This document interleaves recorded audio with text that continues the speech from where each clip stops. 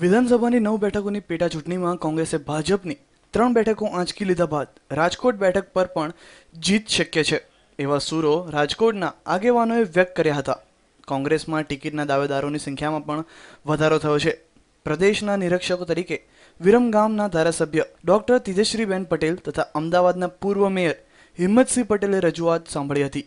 2.91 લાખ મતદારો ધરાવતી રાજકોટ વિધાનસભા બેઠકમાં 2012ની ચૂંટણીમાં કોંગ્રેસના ઉમેદવાર અતુલ રાજાણી વજુભાઈ વાળા સામે 24,178 મતથી પરાજિત થયા હતા.